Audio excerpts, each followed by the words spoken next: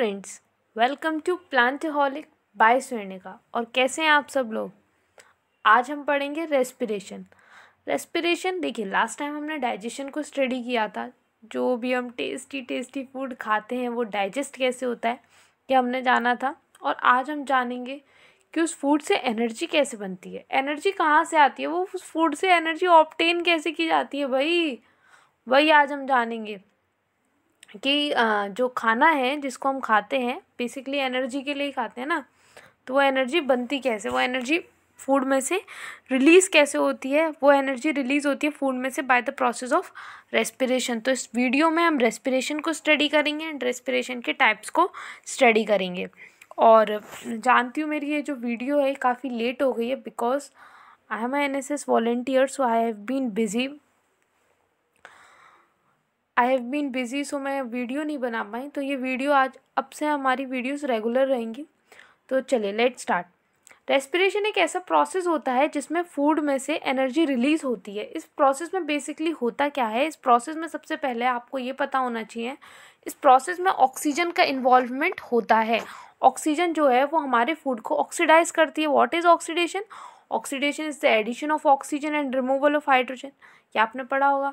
तो ऑक्सीडेशन होता है हमारे फूड मॉलिक्यूल्स का। जो फूड जो है वो जो छोटे छोटे मॉलिक्यूल्स में ब्रेक डाउन हो गया था ना, उन छोटे छोटे मॉलिक्यूल्स का क्या होता है, ऑक्सीडेशन होता है। और उस ऑक्सीडेशन से एनर्जी बनती है। और एनर्जी किस में स्टोर होती है? एनर्जी जो होती है वो ATP मॉलिक्यूल्स की फॉर्म में स्टोर होती है। कौन से मॉलिक्यूल्स की फॉर्म में स्टोर होती है? ATP मॉलिक्यूल्स की फॉर्म में स्टोर होती है। ATP molecules are considered as the energy currency of cells. पता होगा आपको ATP मॉलिक्यूल्स को क्या कहते हैं? Energy currency. कहाँ पर स्टोर होते हैं ATP मॉलिक्यूल्स? माइटोकॉन्ड्रिया के अंदर स्टोर होते हैं। अब जब हमारा फूड का ऑक्सीडेशन होता है तो क्या तीन चीज़ें प्रोड्यूस होती हैं। सबसे पहली चीज़ तो एनर्जी हो गई, और उसके साथ साथ carbon dioxide and water produce होता है। कार्बन डाइऑक्साइड और वाटर को क्या कंसीडर किया जाता है? कार्बन डाइऑक्साइड एंड वाटर को कंसीडर किया जाता है, carbon dioxide and water considered as waste products इनको कंसीडर किया जाता है। और ऐसे ही एक सिमिलर रेस्पिरेशन की तरह एक सिमिलर प्रोसेस होता है ब्रीथिंग। बच्चों को ब्रीथिंग और रेस्पिरेशन में बहुत कन्फ्यूजन रहता है कि ये ब्रीथिंग और रेस्पिरेशन ये सेम प्रोसेस है या अलग अलग प्रोसेस है। तो आप देखिए अपने कॉन्सेप्ट्स को क्लियर रखिए। ब्रीथिंग और रेस्पिरेशन ये दो अलग अलग प्रोसेस हैं, बल्कि जो रेस्पिरेशन है वो ब्रीथिंग से मिलकर बना है। रेस्पिरेशन एक ऐसा प्रोसेस है जिसमें ब्रीथिंग और ऑक्सीडेशन ऑफ फूड दो चीज़ें इन्वॉल्व होती हैं। It is a two way process. And breathing क्या होता है? ब्रीथिंग के अंदर हम क्या करते हैं? ऑक्सीजन का इनटेक करते हैं और कार्बन डाइऑक्साइड को रिलीज़ करते हैं। वो प्रोसेस हमारा ब्रीथिंग कहलाता है। और रेस्पिरेशन जो प्रोसेस है इसमें हम ब्रीथ भी करते हैं और फूड का ऑक्सीडेशन भी होता है, और फूड के ऑक्सीडेशन से हमें एनर्जी मिलती है। तो अब आप इसको ब्रीथिंग को एक वेस्ट प्रोसेस मत समझिएगा। Breathing is not a waste process भाई। रेस्पिरेशन जिसमें हमें एनर्जी ऑब्टेन हो रही है फूड से, उस एनर्जी वो ऑक्सीजन के बिना तो मिल नहीं सकती। तो ऑक्सीजन को हमारी बॉडी किस प्रोसेस से वो ऑक्सीजन हमारी बॉडी के अंदर आ रही है? वो ब्रीथिंग के प्रोसेस से ही हमारी बॉडी के अंदर आ रही है।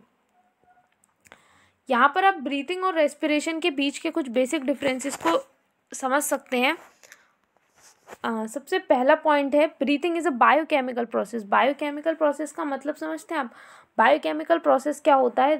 बायोकेमिकल प्रोसेस एक ऐसा प्रोसेस होता है जिस प्रोसेस के अंदर बायोमोलिक्यूल्स का इन्वॉल्वमेंट होता है। बायोमोलिक्यूल्स क्या होते हैं? Carbohydrates, lipids, proteins, these are considered as biomolecules, जिनसे जो लिविंग स्ट्रक्चर्स को बनाते हैं, जो लिविंग मॉलिक्यूल्स होते हैं, ये एक लिविंग सेल को, एक लिविंग बॉडी को बनाते हैं, इसलिए इनको बायोमोलिक्यूल्स कहा जाता है। Whereas breathing is considered as a physical process. Breathing को फिजिकल प्रोसेस इसलिए माना जाता है क्योंकि ब्रीथिंग में किसी एंजाइम वगैरह का इन्वॉल्वमेंट होता नहीं है। माइटोकॉन्ड्रिया, रेस्पिरेशन कहाँ पर होता है? माइटोकॉन्ड्रिया में होता है। तो what is the site of respiration? Mitochondria. And respiration में जो एनर्जी रिलीज होती है वो ATP की फॉर्म में स्टोर होती है। अब ATP क्या है? एनर्जी करेंसी है सेल्स की। ATP की फुल फॉर्म क्या होती है? What is the full form of ATP? Comment section में बताइए। ब्रीथिंग कहाँ होता है? ब्रीथिंग लंग्स के अंदर होती है और ब्रीथिंग में कोई एनर्जी प्रोड्यूस नहीं होती। ये बेसिक डिफरेंसेस हैं रेस्पिरेशन और ब्रीथिंग। और आपको इसको कॉन्सेप्ट को क्लियर रखना है कि breathing and respiration are two different process and breathing is a part of the respiration process. Breathing जो है वो रेस्पिरेशन प्रोसेस का ही पार्ट है। आगे बढ़ते हैं। रेस्पिरेशन भी दो टाइप का होता है भाई, इतनी आसान बात नहीं है, उसके कुछ दो टाइप्स भी हैं यार। रेस्पिरेशन जो है वो दो टाइप का होता है, aerobic and anaerobic. Aerobic respiration वो रेस्पिरेशन होता है जिसमें ऑक्सीजन का इन्वॉल्वमेंट होता है। अनएरोबिक रेस्पिरेशन जिसमें ऑक्सीजन का इन्वॉल्वमेंट नहीं होता है। पहले एरोबिक को डिस्कस करते हैं। आप इसको याद कैसे कर सकते हैं, जैसे एरोबिक वर्ड आप देखेंगे ना तो उसमें AER, आप इसको एयर से रिलेट कर सकते हैं। ऑक्सीजन जो है वो एयर में ही प्रेजेंट होती है, तो आप याद कर सकते हैं कि aerobic respiration the respiration in which oxygen is used. इसमें क्या होता है, ग्लूकोज का जो मॉलिक्यूल होता है वो कम्प्लीटली किस में ब्रेक हो जाता है, completely carbon dioxide and water में ब्रेक हो जाता है। और एनर्जी जो है वो स्टोर होती है ATP की फॉर्म में, और एनर्जी जो है वो लार्ज अमाउंट में रिलीज होती है। वेयर एज जो अनएरोबिक प्रोसेस होता है उसमें जो एनर्जी रिलीज होती है वो बहुत ही स्मॉल अमाउंट में रिलीज होती है। Are the sites of aerobic respiration in the cells. Mitochondria वो साइट होती है, वो जगह होती है जहाँ पर एरोबिक रेस्पिरेशन होती है। अब आते हैं अनएरोबिक रेस्पिरेशन के ऊपर। आपको एक बात ज़रूर पता होनी चाहिए कि कुछ ऐसे ऑर्गेनिजम्स होते हैं जो कम्प्लीटली अनएरोबिक रेस्पिरेशन पे डिपेंडेंट होते हैं, वेयरएज कुछ ऐसे ऑर्गेनिजम्स होते हैं जो कम्प्लीटली एरोबिक रेस्पिरेशन पे डिपेंडेंट होते हैं, और कुछ ऐसे ऑर्गेनिजम्स होते हैं जो दोनों टाइप का रेस्पिरेशन कर सकते हैं, aerobic and anaerobic. Anaerobic respiration क्या होता है, एनएरोबिक रेस्पिरेशन वो रेस्पिरेशन होता है जो कि बिना ऑक्सीजन के होता है, which takes place without oxygen is called anaerobic respiration. Anaerobic respiration में माइक्रो ऑर्गेनिज्म जैसे कि ईस्ट हो गया, ईस्ट एक माइक्रो ऑर्गेनिज्म है, फंजाई है बेसिकली, और it is an edible fungi जिसको हम खा सकते हैं। ईडेबल फंजाई होता है ईस्ट, इसका साइंटिफिक नेम क्या होता है, सेक्रोमाइसी। सेक्रोमाइसी सेरेवेसी इसका साइंटिफिक नेम होता है।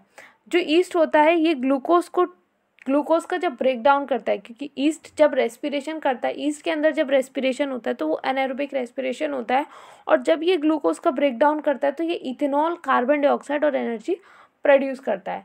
आपको एक इंटरेस्टिंग फैक्ट बताती हूँ ईस्ट के बारे में। ईस्ट जब रेस्पिरेशन करता है तो वो इथेनॉल प्रोड्यूस करता है, और उसी इथेनॉल की कंसंट्रेशन की वजह से जब 15 to 17% अराउंड कंसंट्रेशन हो जाती है इस इथेनॉल की, तो ये ईस्ट मर जाता है, इट डाइज। मतलब ये एक इट इज़ क्वाइट इंटरेस्टिंग कि अपने खुद के रेस्पिरेशन की वजह से वो क्या है, ईस्ट सेल्स जो हैं वो मर जाते हैं। और जो पूरा का पूरा प्रोसेस होता है अनएरोबिक रेस्पिरेशन का, ये कहाँ पर होता है, ये साइटोप्लाज्म के अंदर होता है। अनएरोबिक रेस्पिरेशन में 2 ATP के मॉलिक्यूल्स बनते हैं। एक ग्लूकोज मॉलिक्यूल के ब्रेकडाउन से 2 ATP मॉलिक्यूल्स फॉर्म होते हैं। इन नोट्स को आप ज़रूर नोट करिए, आपकी मदद करेंगे ये नोट्स, आपके काम आएंगे। स्क्रीनशॉट ले लीजिए। वैसे तो बेटर रहता है, बहुत अच्छा रहता है जब हम अपने नोट्स को अपनी कॉपी में लिख लेते हैं।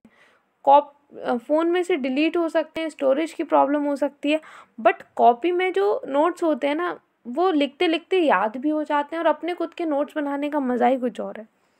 और दूसरों पे तो कभी डिपेंड नहीं रहना चाहिए। देखिए, अपने फ्रेंड्स पे डिपेंड नहीं रहना चाहिए नोट्स के लिए, अपने नोट्स खुद बनाने चाहिए। It's a good habit. Anaerobic respiration जो है ये जब हम क्या करते हैं, देखिए जब आप एक्सरसाइज वगैरह करते होंगे तब आपको पेन होता होगा, तो वो पेन होता क्यों है, आज हम उसका रीज़न जानते हैं। वो क्रैम्प्स क्यों होते हैं, जब हम हार्ड वर्क करते हैं तब हमारी बॉडी को क्या चाहिए, ज़्यादा एनर्जी चाहिए, और ज़्यादा एनर्जी चाहिए, ज़्यादा एनर्जी के लिए ज़्यादा ब्रेक डाउन होना चाहिए। फूड का ज़्यादा ब्रेक डाउन कब होगा, जब ज़्यादा ऑक्सीजन होगी। अब ऑक्सीजन तो उतनी क्वांटिटी में है एटमॉस्फेयर में जितनी होती है, 21% ऑक्सीजन प्रेजेंट है एटमॉस्फेयर में।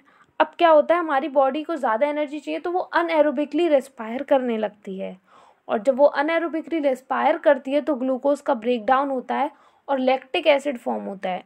एनारोबिक रेस्पिरेशन जब होता है ह्यूमन बींग्स के अंदर तो लैक्टिक एसिड का फॉर्मेशन होता है, और उस लैक्टिक एसिड के फॉर्मेशन में क्या होता है, small amount of energy produce हो जाती है जो हमारे काम आ जाती है। लेकिन उस लैक्टिक एसिड के एक्यूमुलेशन की वजह से जब वो लैक्टिक एसिड हमारे मसल सेल्स में एक्यूमुलेट होता है तो वो पेन कॉज करता है, उस वजह से हमें पेन फील होता है।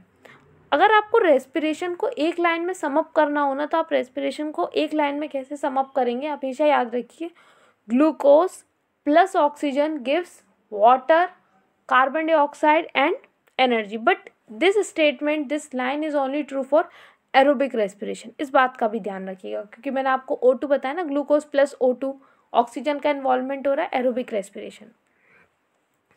यहाँ पर एक चार्ट शो किया गया है। इस चार्ट में दिखाया है कि ग्लूकोज जो है वो किस तरीके से साइटोप्लाज्म के अंदर एक सब्सटेंस में चेंज होता है, और फिर वो सब्सटेंस जो है वो अलग अलग तरीके से अलग अलग ऑर्गेनिज्म के अंदर किस किस में चेंज हो सकता है। देखिए, सबसे पहले आपको पता होना चाहिए ग्लूकोज एक 6 कार्बन मॉलिक्यूल होता है।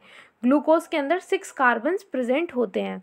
एंड ग्लूकोज जो है सबसे पहले साइटोप्लाज्म में एक प्रोसेस होता है जिसको बोलते हैं ग्लाइकोलिसिस। उस ग्लाइकोलिसिस प्रोसेस से जो ग्लूकोज है वो पायरूवेट मॉलिक्यूल्स में टूट जाता है। तो कार्बन के अंदर ग्लूकोज के अंदर कितने कार्बन है? 6 कार्बन एटम्स है ग्लूकोज के एक मॉलिक्यूल के अंदर।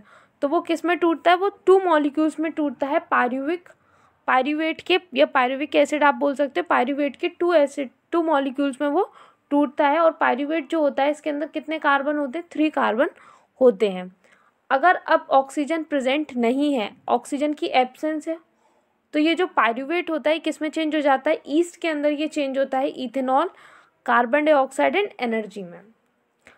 ऑक्सीजन एब्सेंट है मसल सेल्स के अंदर, ऑक्सीजन की कमी है, lack of oxygen muscle cells के अंदर, ये किस में चेंज होगा? Pyruvate, lactic acid plus energy में। और O2 प्रेजेंट है माइटोकॉन्ड्रिया में, तो ये किस में चेंज होगा? Pyruvate, CO2 H2O and energy में। ओके, आगे बढ़ते हैं। ये एरोबिक और एनाएरोबिक रेस्पिरेशन के बीच के डिफरेंसेस हैं। एरोबिक रेस्पिरेशन ऑक्सीजन की प्रेजेंस में होता है, एनाएरोबिक रेस्पिरेशन ऑक्सीजन के एब्सेंस में होता है। एरोबिक रेस्पिरेशन में जो कंप्लीट ब्रेकडाउन है फूड का, कंप्लीट ब्रेकडाउन होता है। कंप्लीट ब्रेकडाउन यानी कि पूरा का पूरा जो 6 कार्बन मॉलिक्यूल, मैंने ये आपको बताया 6 कार्बन मॉलिक्यूल होते हैं ग्लूकोज के अंदर, और वो पूरे के पूरे 6 कार्बन जो होते हैं वो CO2 में चेंज हो जाते हैं, कार्बन डाइऑक्साइड में चेंज हो जाते हैं। तो कंप्लीट ब्रेकडाउन यहाँ पर फूड का होता है। वेयर एज एनाएरोबिक रेस्पिरेशन में पार्शियल ब्रेकडाउन होता है फूड का, पार्शियल ब्रेकडाउन। एरोबिक रेस्पिरेशन के जो एंड प्रोडक्ट्स होते हैं वो होते हैं carbon dioxide and water. Whereas anaerobic respiration के एंड प्रोडक्ट्स क्या होते हैं? Ethanol and carbon dioxide and lactic acid, और लैक्टिक एसिड, या तो इथेनॉल और कार्बन डाइऑक्साइड बनेंगे एक साथ, या फिर